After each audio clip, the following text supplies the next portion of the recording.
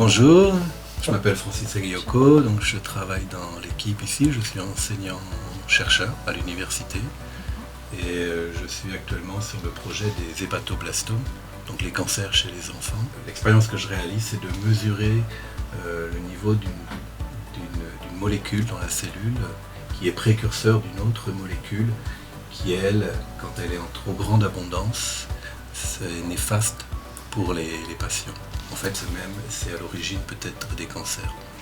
En quoi ça consiste exactement, par exemple? Alors, en quoi ça consiste? Vous avez ici, donc c'est un dosage de cette molécule qu'on appelle un ARN messager. Et ça consiste à mesurer s'il est plus abondant ou moins abondant entre la tumeur et le tissu qui est autour de la tumeur, le tissu péritumoral. On peut mesurer ici, le logiciel nous permet de mesurer, il nous donne ces valeurs que je vous indiquais. Donc il nous donne les valeurs particulières et les valeurs moyennes, puisque en fait, chaque patient est mesuré 3 fois. D'accord. D'accord. Et donc avec ça, on peut déterminer le niveau relatif, donc tumoral, péritumoral, de ce précurseur qu'on appelle un ARN messager. Très bien. Voilà, donc c'est un de mon rôle actuellement, c'est de faire ces mesures. Merci Francis, on vous laisse travailler.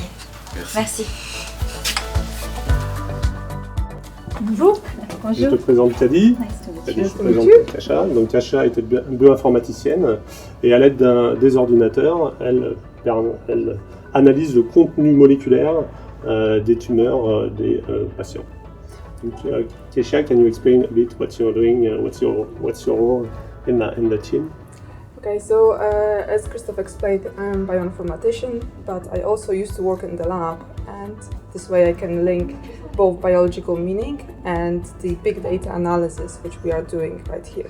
So at the moment, I am analyzing the data from hepatoblastoma patients, and what I'm trying to find is what is the difference between each of the patients in terms of their genetic makeup, their gene expression.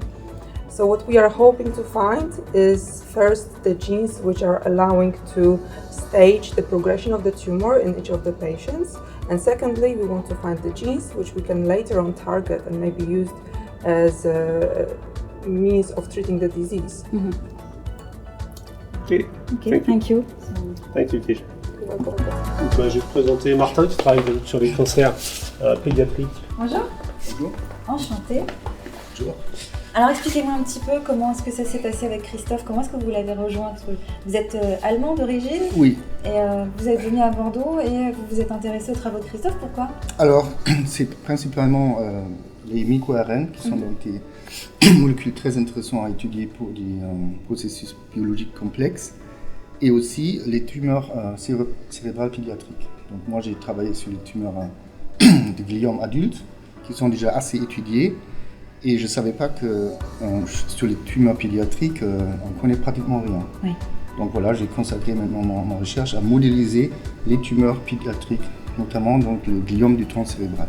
D'accord, parce que toi Christophe, tu es plutôt sur les hépatoblastomes, les cancers du foie. Tout à fait. C'est ça? Et toi Martin, c'est plus... C'était les gliomes adultes. Ouais. D'accord, très bien. Donc depuis 1 an à peu près, on essaie de développer des nouveaux projets, en effet, sur les tumeurs cérébrales pédiatrique et donc on travaille étroitement avec Martin sur ces nouveaux projets. Donc on cherche les moyens de développer ces projets. D'accord.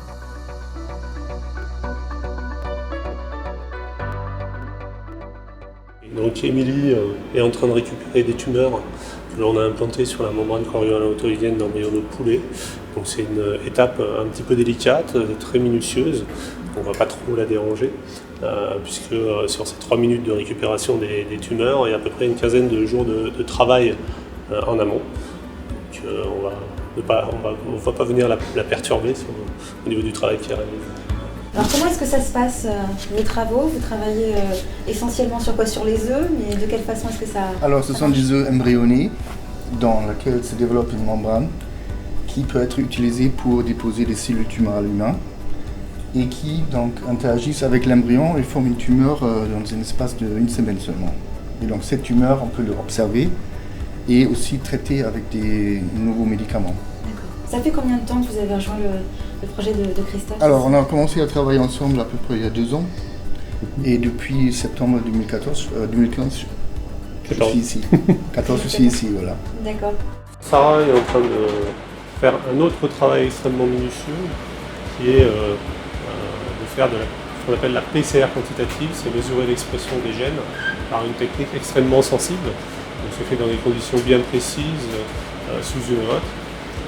Et donc ce travail consiste à mesurer l'expression des gènes dans différentes conditions, en particulier dans ce qui nous intéresse, c'est de mesurer l'effet des molécules sur lesquelles on travaille sur l'expression de gènes qui interviennent dans les cancers qu'on appelle des oncogènes. Qu'est-ce qui vous a motivé à rejoindre Christophe? Alors, à la fois la thématique étudier un nouveau cancer qui est peu étudié, qui est donc des gliomes du tronc cérébral chez l'enfant, parce que Christophe a déjà eu des contacts avec cette approche de recherche de cancer pédiatrique, et aussi la thématique des micro-RNA qui régulent des processus complexes.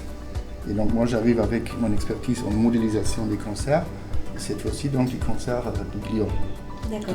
Christophe travaille principalement sur les cancers du foie, Cancer les du foie, hépatoblasmomes. adultes, enfants. Voilà.